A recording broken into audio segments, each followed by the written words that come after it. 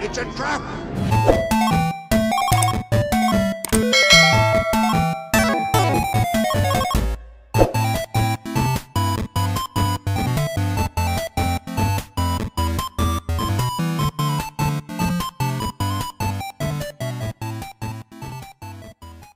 Star Wars Squadrons has released for Steam and consoles, but how is Star Wars Squadrons? Graphically, Star Wars Squadrons is an extremely impressive game. I absolutely love the visuals of this game. It really makes you feel like you're actually in the Star Wars universe piloting the X-Wings and TIE Fighters. But just because a game has great visuals does not automatically mean that that game is good. Star Wars Squadrons was developed by Motive Studios and published by Electronic Arts. Released on October 2nd, Star Wars Squadrons takes place 4 years after the events of The Return of the Jedi, but directly before the Battle of Jakku as depicted in Star Wars novels. The story starts up with Captain Lyndon Javes sent on a mission to destroy a rebel caravan filled with innocent, unarmed civilians. Captain Javes does not agree with the Empire's decision to fire on innocent, harmless, unarmed people, and so Captain Javes decides to defect from the Empire and join the Rebel Alliance. I'm not going to get too much into the story as this is a review of the game as an entirety.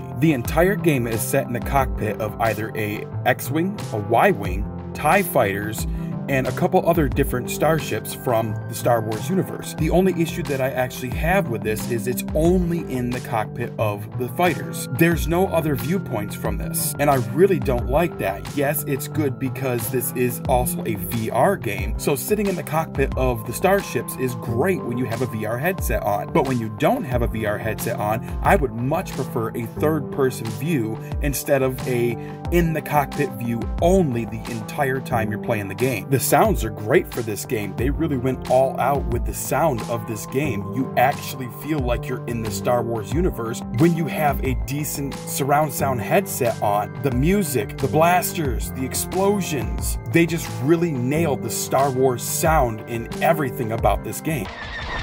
Let's see if they're hiding the refugee. Alright, scan us. Targets destroyed. Taking enemy fire!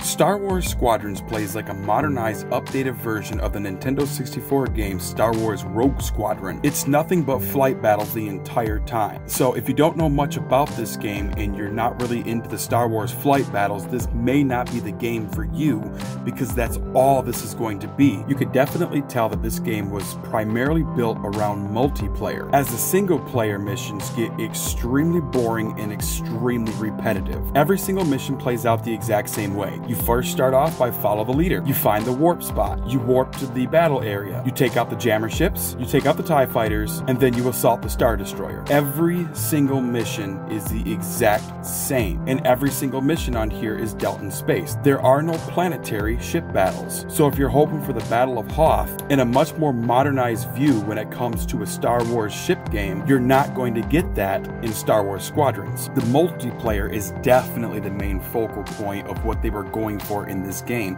as in the multiplayer you have multiple customization options, from the paint job on your spacecrafts, the components that allow you to change your blasters, your missiles, your engines, everything on there.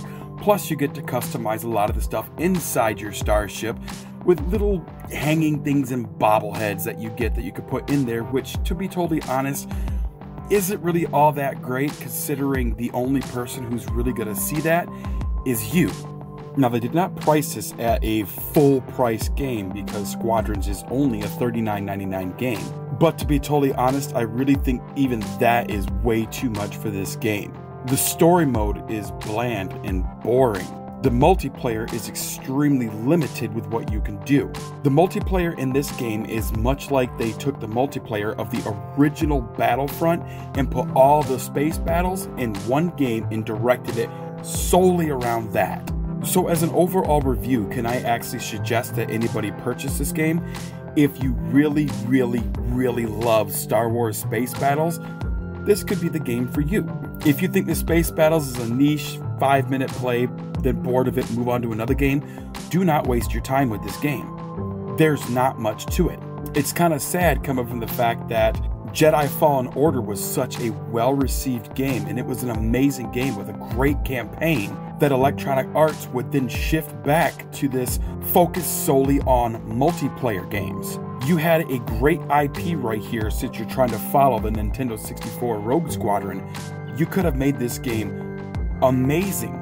Yes, it still would have been boring to some people that aren't really that much into Star Wars space battles for the whole game, but if this would have been a game much like Rogue Squadron for the Nintendo 64, this would have been amazing and I would have had the time of my life.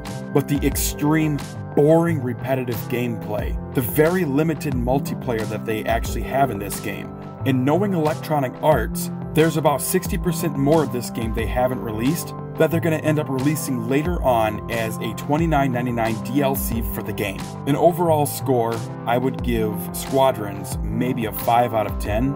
And the only reason why I even got that much is because the graphics are amazing and the sound is superb. The gameplay is just boring. I really wish Electronic Arts would have put a little more heart into Squadrons. Instead of solely depicting everything space battle, they should have actually put it as Rogue Squadron, where there was space battles, there was land battles. Yes, you were still in your starships, but it was a wide variety of stuff to do. I would have loved to have seen an updated version of the Battle of Hoth in Squadrons, but we're not going to get that in this game.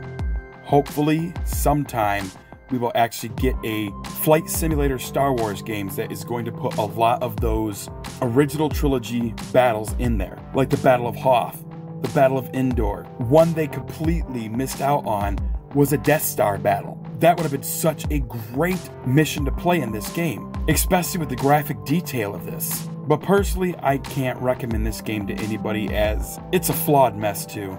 The rendering of this game is just trash, and a lot of the characters look like they have this black grid on them. I just cannot suggest this game to anybody, especially at a $40 price tag. Thanks for watching. Stay safe out there.